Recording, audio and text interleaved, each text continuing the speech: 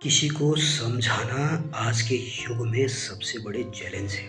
आप चाह के भी कभी किसी को समझा नहीं सकते हो, या कोई थोड़ा बहुत समझ भी जाते हैं तो उनके अपने ही क्राइटेरियाज़ होते हैं, उनके अपने ही फ़िलॉसफ़ी दर्शन होते हैं और कभी न कभी जाके आपके और उनके सोच आपस में विरोधाभास होंगे ही, क्योंकि हम किसी को समझा नहीं सकते।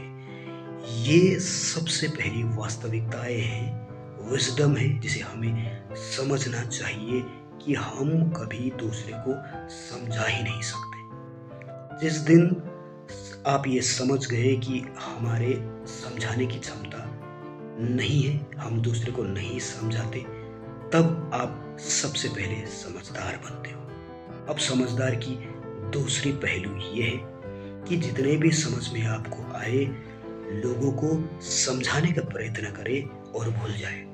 क्योंकि समझाने के बाद अगर आप एक्सपेक्टेशंस करते हो कि लोग आपकी बातें सुनते रहना चाहिए या आपको वो रेस्पेक्ट मिलना चाहिए क्योंकि आपने कुछ समझाए हैं, तो आप फिर से डिप्रेशंस के लेवल पे जाएंगे।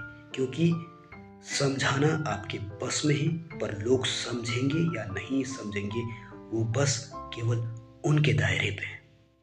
अगर वो समझना ही नहीं चाहते हो या उनके क्षमताएं लिमिट समझने की कगार पे नहीं हो, तो भला आप कैसे उन्हें समझा सकते हो। इसलिए समझाने का ठेका कभी ना लें, बस बातों को बोल दीजिए। दिल को अगर शांति मिले तो खुश हो जाइए, मुस्कुराइए और कहिए कि आज कुछ अच्छा किया है। जब आप घर लौटो जब आप घर लौटो तो आईने में देख के आपके हाथ आपके पीठ थपथपाए और कहे कि कम से कम तूने प्रयास तो किया, कम से कम तूने कुछ बदलने की चेष्टा किया।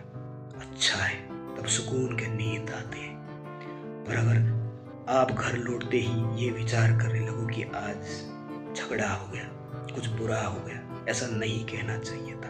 अब वो समझेंगे या नहीं समझेंगे, कल फिर से समझाऊंगा। ये सारे टेंशन अगर आप लेते रहेंगे तो जीवन के महत्वपूर्ण पहलुओं से दूर हो जाएंगे। जीवन की मिठास से आप काफी अलग हो जाओगे, क्योंकि दूसरों को समझाने की ठेका लेने वाले लोग कभी खुश नहीं रह सकते।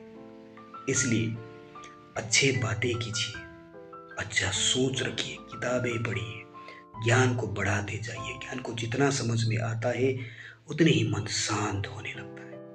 उसे समझाते हो जब लोगों को तो मन और हल्का हो जाता है।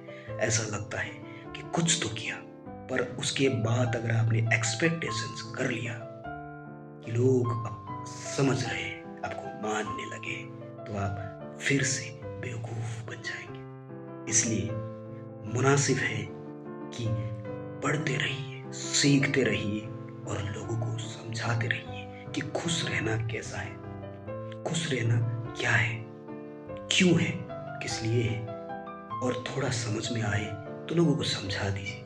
समझे तो ठीक, ना समझे तो आप ठीक, क्योंकि कम से कम आप प्रयास तो कर रहे हैं। इसलिए प्रयास करते रहिए, पर सर्वश्रेष्ठ बनने की कोशिश कभी ना करना, क्योंकि सर्वश्रेष्ठ बनने की कोशिश इंसान को उत्तम बनने से रोकता है।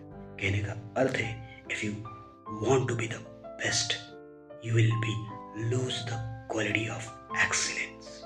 इसलिए बेस्ट नहीं, एक्सीलेंस बनिए। और एक्सीलेंस बनने की खासियत यही है कि समझाया भूल गया, क्योंकि समझाने का ठेका आपको फिर से मूर्ख बनाता है। सोचिएगा जरूर। धन्यवाद।